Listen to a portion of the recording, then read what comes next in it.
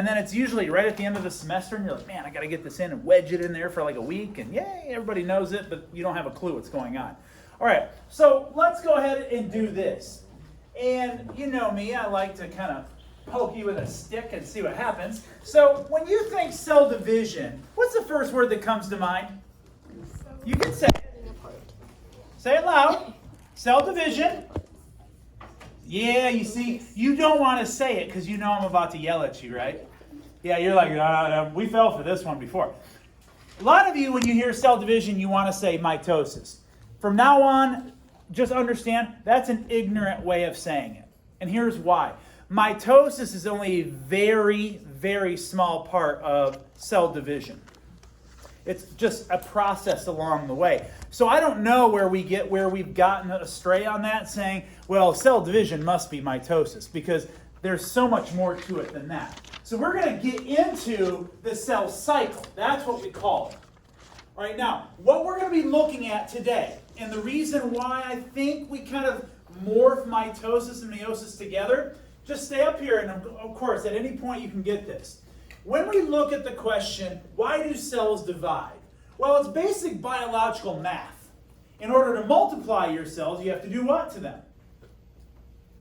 In order to multiply, because as we get bigger, as we go through puberty, as we get stronger, we add more muscle mass, we get taller, and sometimes, in my case, you get wider, stuff like that. What is happening? You're adding more cells, aren't you? Well, cells have to come from somewhere. Cells come from cells. Just like humans come from humans. It's kind of the old question, what's the only thing that baby elephants can make that nobody else can? More elephants, right? Baby elephants. So only cells can build cells. So in order to multiply our cells, what do we do to them? We divide. That's biological math. In order to multiply your cells, you have to divide them. So it begs the question, why do they divide? Obviously to increase our numbers. All right. We're also going to answer the question, why do they divide in this case? And you should be writing some of these things down. I'm going to go quick though. We also know that cells divide because of their cell size. They reach their maximum cell size.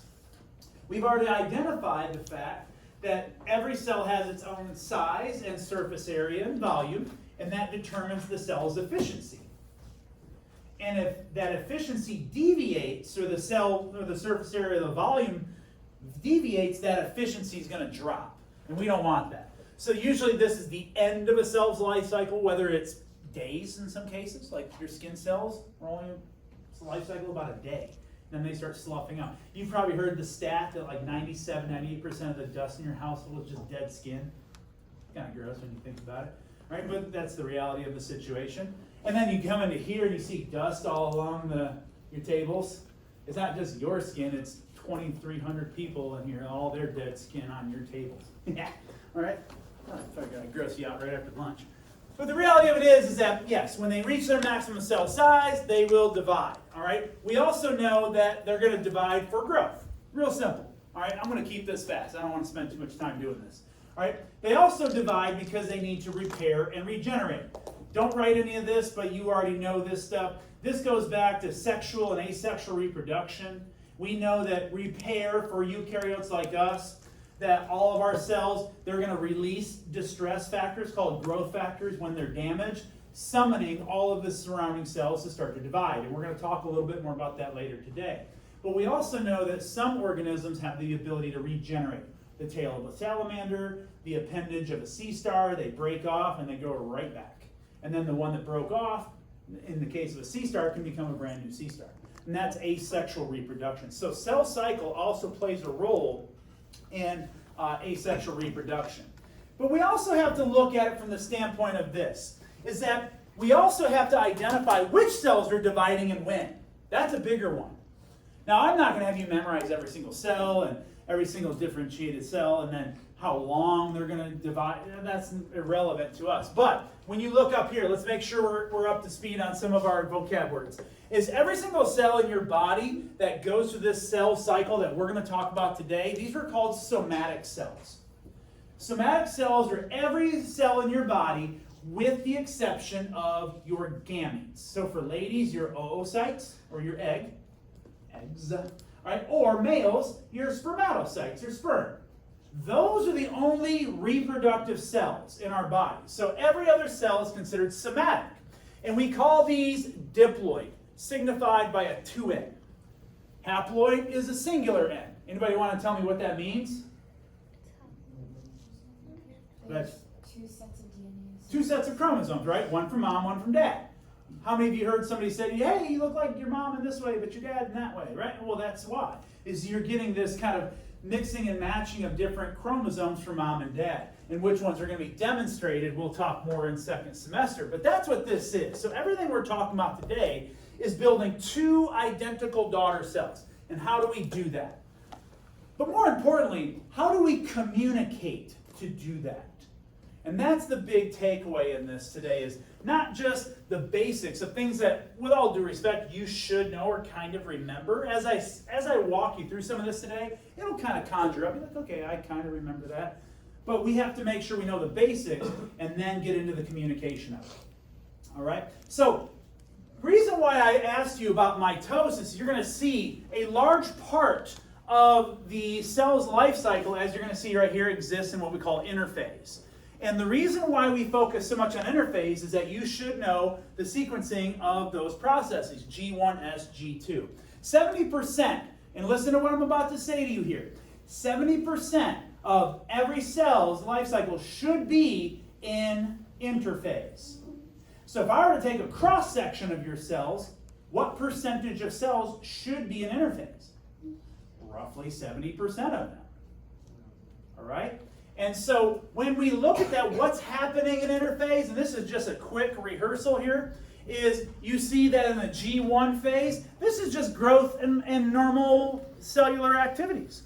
Most of your cells are in a G1 state. They're in a non-dividing state. There's no anticipation of division. They're just doing their business.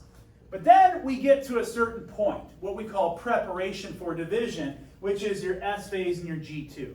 S phase, you already know what it is. It's DNA replication. So when we start talking about how does it signal, what happens in those stations, and then your G2, as you can see, is also part of your preparation for division, but this is where your organelles are doubling. So remember how I told you biological math, in order to multiply, you have to divide, but before you divide, you have to multiply? So I'm just going to keep adding to that. I'll say it again. In order to multiply, you have to divide, but before you divide, you have to multiply. What am I multiplying? Everything. My DNA, my organelles. I'm making copies of everything, because eventually when I divide, what should I be getting? Two identical daughter cells with the same DNA and same organelles, same amount of cytoplasm. All right, you don't want those to deviate at all. And then, of course, as you see, as we get down here, then you get into your prophase, metaphase, anaphase, telophase. And what I have written next to these are the expected values that you should see for prophase, metaphase, anaphase, and telophase. So again, if you take a cross-section of a cell, or an onion root tip, or a biopsy of a certain type of cells from humans, what percentage do we expect to see in prophase? 12.5. Metaphase is 9, anaphase 5.5, and telophase, as you can see, is 3. Now, typically, telophase and cytokinesis are kind of bundled into one because it happens so incredibly fast. I am not overly concerned about, do we know exactly when these things are happening, because they're always happening. And once this process starts, it goes pretty quick. So it's hard to capture them in real time, as you're going to see today. All right? So here's the deal. This is what we're going to be looking at today. Now that we know this, we know that 70% of what I'm looking at up here should be an interphase. And then if I count up all these cells, 12.5% of them should be in prophase. But this is where I kind of went sideways with second period. I'm like, okay, ready to go. I'm like, which one is interphase? Which one? And this is how I was asking. I'm like, all right, which one do you think this would represent?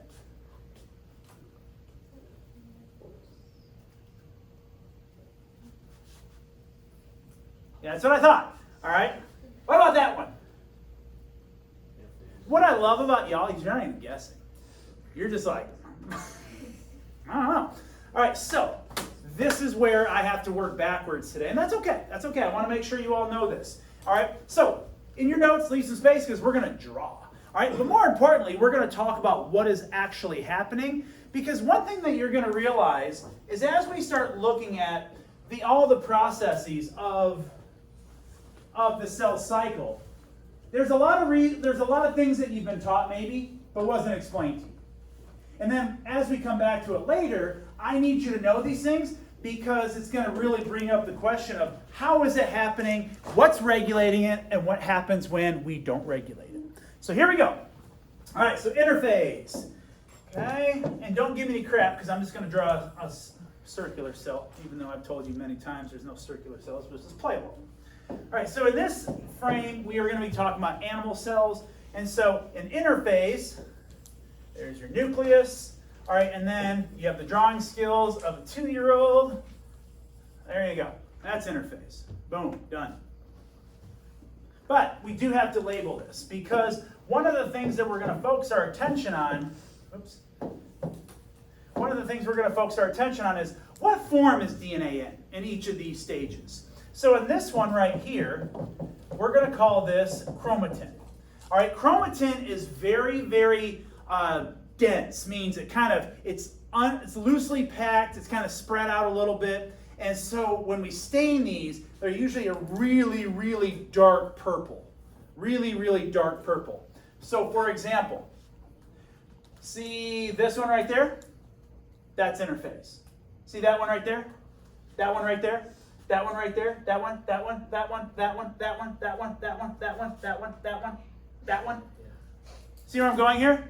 Now when you see them, you see that they're just circular, really, really dark purple because these are transparent. We have to stain them so we can see them.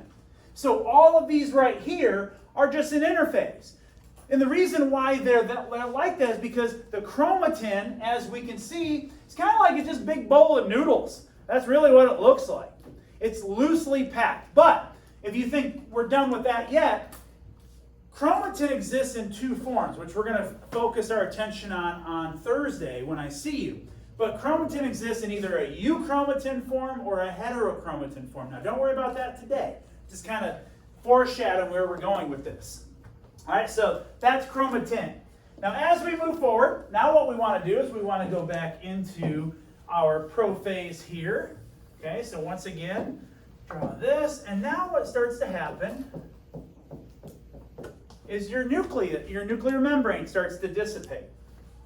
Your chromatin condenses into chromosomes, as you can see there. You also have your centrioles. All right, don't forget about those little guys. Those centrioles are starting to move towards opposite ends of the cell. Now, I have a couple of questions for you. Okay. First question, how's my drawing skills? I mean, 20 years in the making. You think I'd be good at it, but not so much. But the reality of it is, here's some of the questions I want to ask you. Number 1, how does the nuclear envelope know to start breaking apart? Number 2, how does the DNA know to go from chromatin to now chromosomes? How does it know to do that? Or here's my favorite one. How do the centrioles know to piece out to each other and just start moving the opposite ends of the cell? Anybody know? Has this ever talked to you? Or we just assume that they would move that way? Like, you're a central, I'm like, all right, man, I'm out. You go that way, I go that way. Right? How do they know to do that? Well, they don't, obviously. So watch. This is what's happening. Is that these centrioles, they're going to build something that I've been telling you. Just wait, it's going to come back to us. Spindle fibers. What's that? Spindle fibers. Spindle fibers. I'm so glad you said that. You know why? We're not allowed to say that Oh anymore. my god. I know, you knew that was coming, didn't you? See, some of you were erasing, like you already wrote spindle fibers. Yeah, go ahead and erase that. We're done with those. Because what these are, is this is known as an aster cloud. But an aster cloud is a kind of a dense compilation of what we like to call, and one thing I've already taught you, microtubules. Okay? These are called microtubules, but we're going to actually differentiate them here in a little bit, whether it's a kinetochore microtubule or a non-kinetochore. How many of you heard that your freshman year? Seriously? Like, is it you just don't remember, or you know that they never said that? Did they say spindle fibers?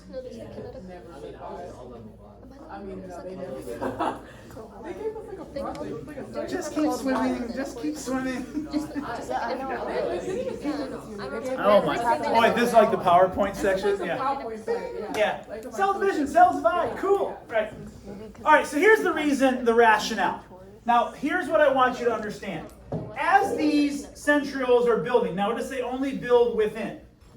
Now, microtubules, don't forget, are proteins combined of different polar and nonpolar amino acids. And because of those polar and nonpolar natures, as they build towards each other, what's going to happen is they're going to have repulsion-like forces. Those nonpolar and polar entities are going to push away from each other. So as they keep building towards each other, it actually forces them away. So these aren't moving on their own. They're being pushed that direction.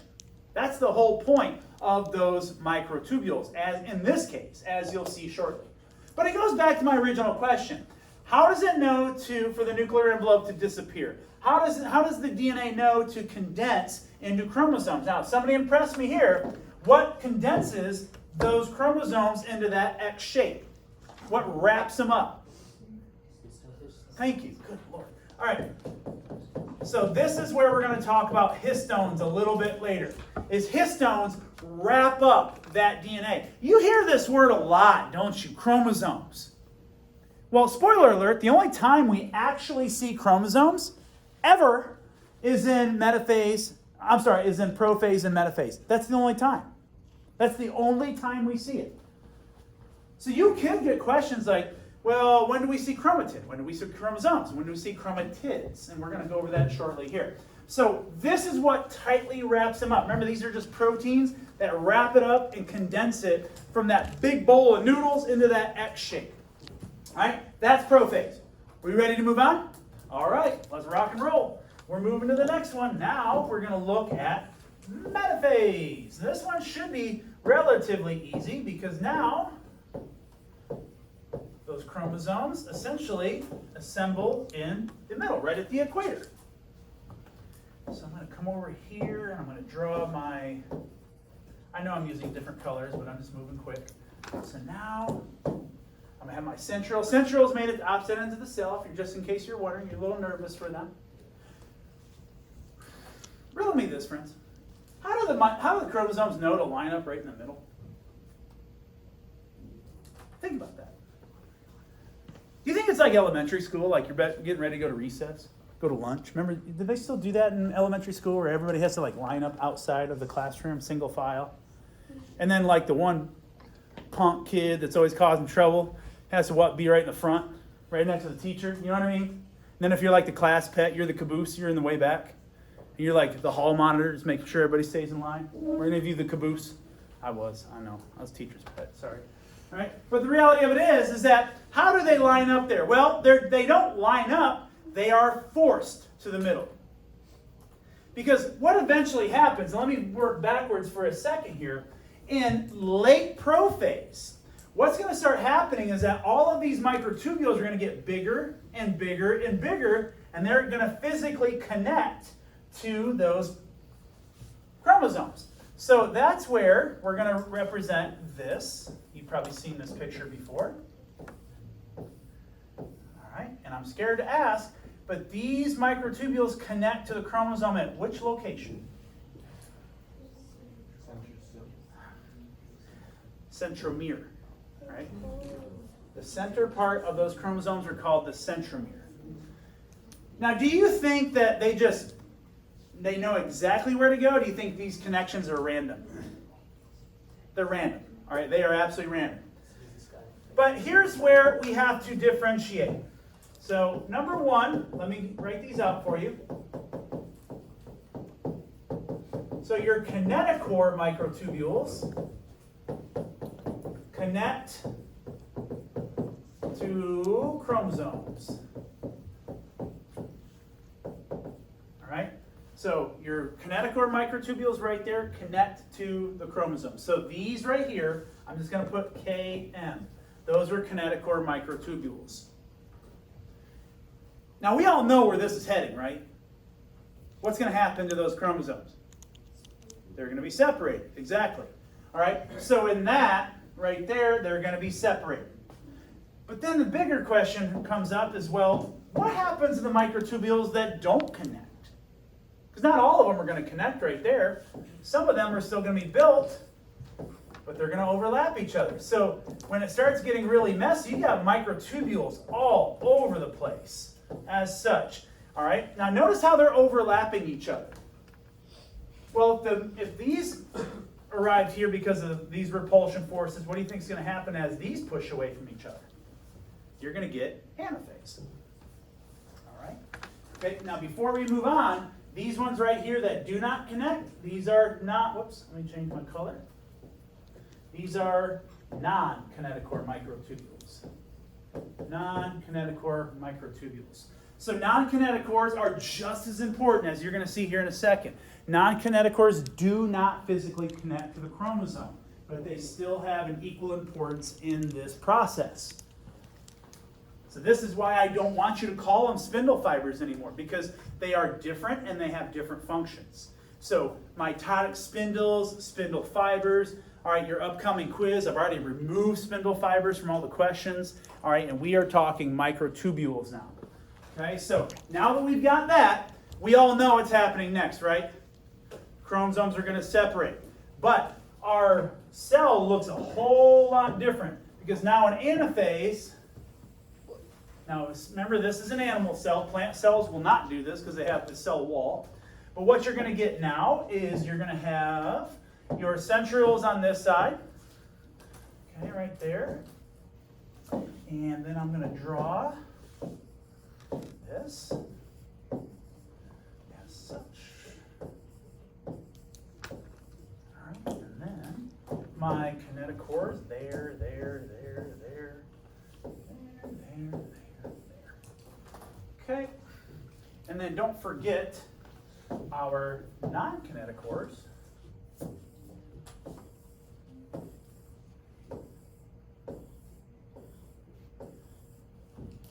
Okay.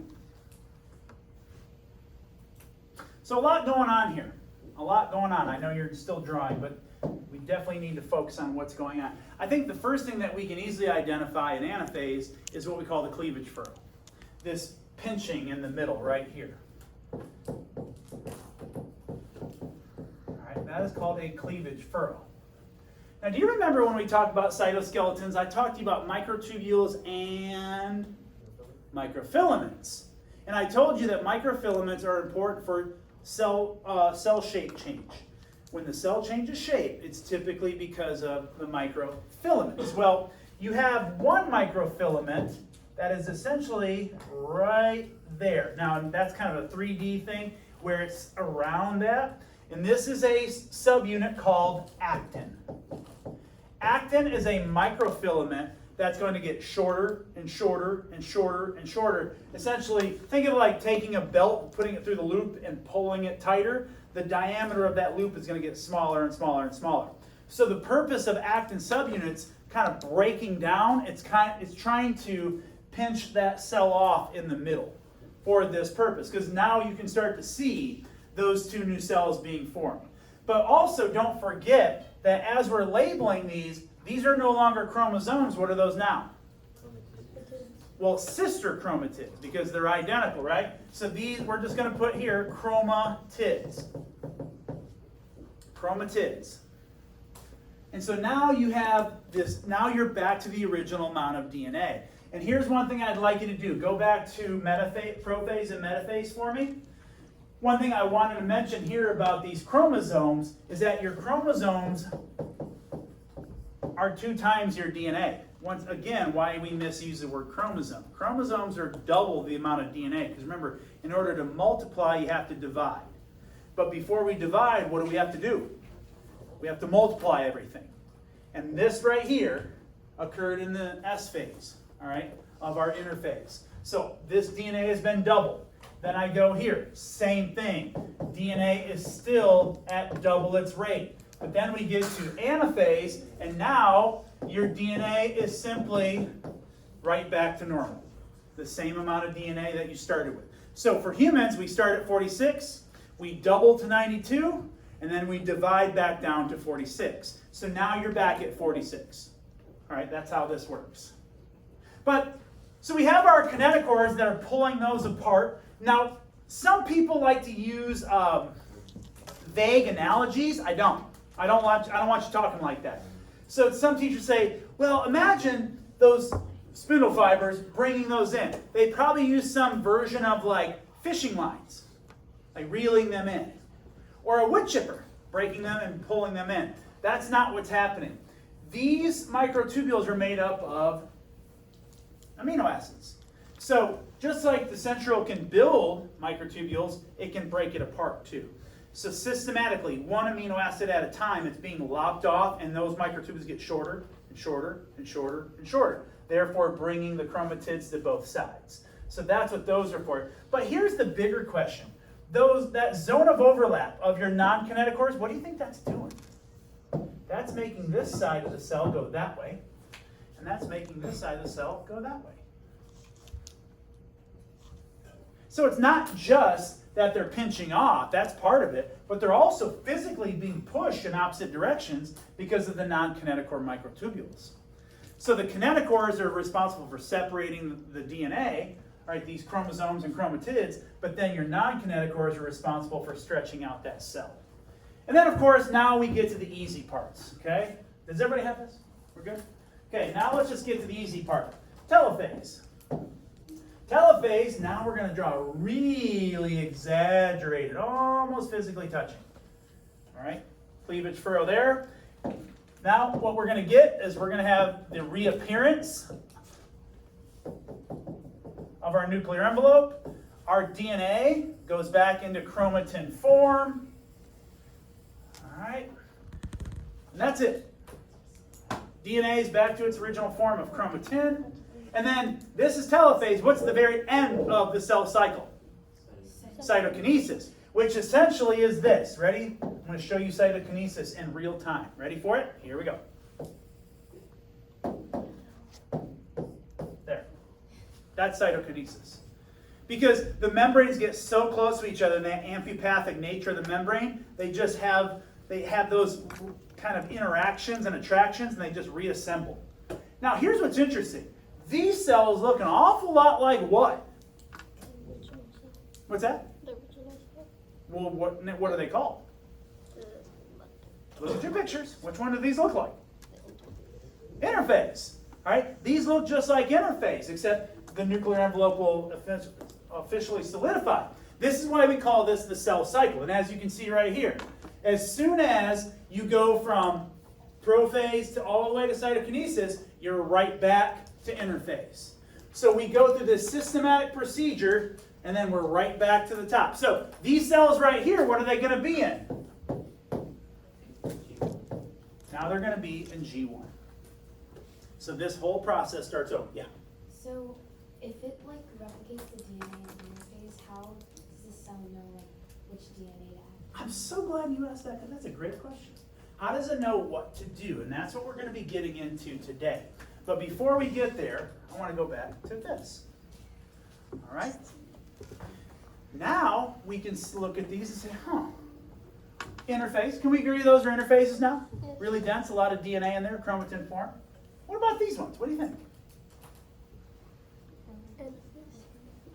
Probably prophase, right? Because the DNA is starting to condense a little bit. So the rule of thumb is this. See all that kind of white space behind it? That void space? That's usually symptomatic of prophase. What about this one right here? Kind of lining right up in the middle there, that's metaphase. You see any anaphases here?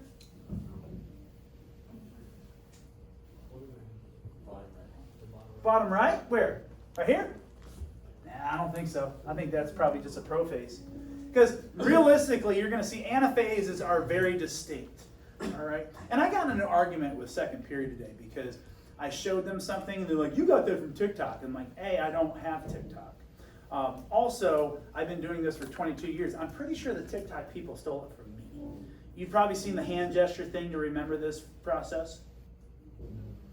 My God, what did y'all do your freshman year? Sweet mother of all things holy. All right?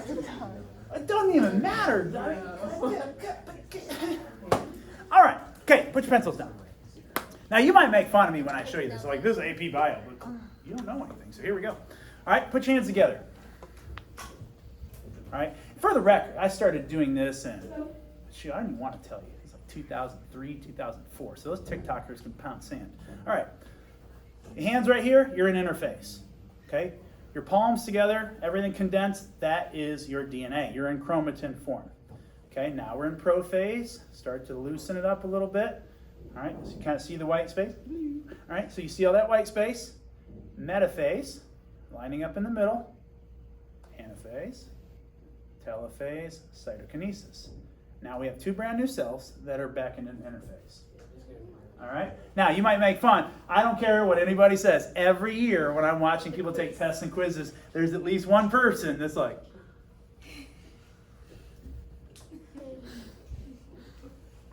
okay, yeah, so if that's you, that's fine. All right, so again, interface, prophase, metaphase, anaphase, telophase, cytokinesis. All right, that's how you remember those. And the whole point is in what form of DNA. So here's what we're going to do today. You have received a card in front of you. Go ahead and turn that over. You are going to run a chi-square analysis on your cross-section. Okay, so the first thing you're going to have to do is you're going to have to go through, and you're going to love this, you're going to count every single cell that is in interface. You're going to count every single cell that is in prophase. Now, before you all start whining at me, I don't want to hear it. Because when I was in college, I had to do this, but we had to do it in microscopes, and you always lost your place, because somebody would always distract you. Then you'd look back in the microscope, forgot where you were. And not only that, but after run a microscope for so many hours, you get that, I call it a pirate's headache, because you're pinching with one eye closed. All right? So, this is kind of a mini lab that I've kind of tailored over the years. I used to have my students do microscopes, but then it got to be a pain in the you-know-what, because everyone's like, I can't see it. And then they're like, oh, I've got it. And then I'd look at it, it's like an air bubble or a piece of hair. I'm like, does that look anything like a cell? And like, so all kind of common thoughts are out the window when it comes to the microscope. So my advice is this, is when you're looking at your card, if I were you, because I don't want you to write on this, I would tell you to take a piece of paper, and however it's formatted, just go one level at a time. That way you don't get lost, because I don't want you to write on these. But everyone has a different card, even if you're A or B. So if you would, go to the very top, right next to date on your handout, and look at the front of your card. In the bottom right-hand corner, it should have like an A with a number next to it, or a B with a number next to it. Write what letter and number you are. That's really important for my grading, so you want to put the right one down here. And if I have multiples of ones because you've cheated, then yeah, you're going to get a 0. All right, your expected value will be 0. Okay, so see what I did there? Now, what I'd like you to do is, all I want to do today is collect the data. All the other questions and stuff, because second period, everybody's doing this part. You can do that later. All I want you to do right now is collect your observed values. And then, how do I know my expecteds? Well, my expecteds are the total number of cells you count multiplied by the expected percentages. And that's your expected value for each of those. Everybody got it? Okay, so it is 2:45. Let's go till about 3:05. 3:05-ish, that should be good. 20 minutes should be good to count. So go ahead and start your counting now.